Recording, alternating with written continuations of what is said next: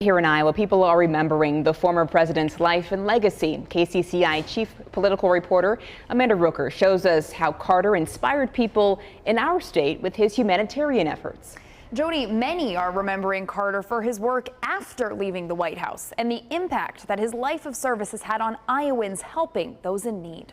I think from our perspective that he really helped put Habitat for Humanity on the map. Lance Henning is the CEO of Greater Des Moines Habitat for Humanity. He was there working hard. He says the global nonprofit was virtually unknown until Jimmy Carter got involved. People across the country looked at a former president volunteering with Habitat for Humanity and said, oh, maybe this is something. And that got others interested, and it's allowed Habitat to really have a huge impact over time because of his involvement in the early days.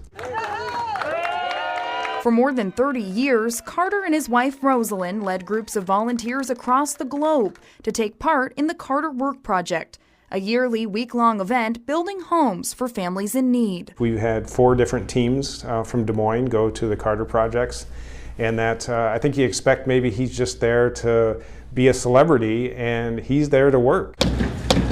Henning remembers watching Carter with a hammer in hand, the former president building homes well into his 90s. When we were at South Bend, it was really hot out, and Jimmy Carter and Rosalind were right there working just across the street from us, and you could see him out in the sun and the heat, and I think that's something that you didn't necessarily expect how hard he would be working on the site. Carter and his wife worked alongside more than 108,000 volunteers who built or repaired more than 4,000 homes in 14 countries.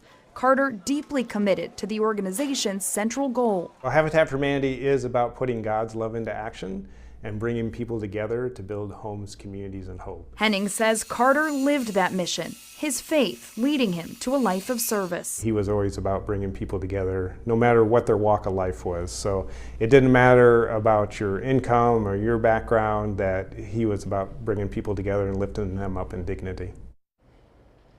Jimmy Carter is also credited with putting Iowa's caucuses on the map. Carter's unexpected success here during his 1976 presidential bid propelled him to the White House, and it also set up a presidential playbook that put all eyes on Iowa for decades. Jody? His impact is sure lasting. Amanda, thank you.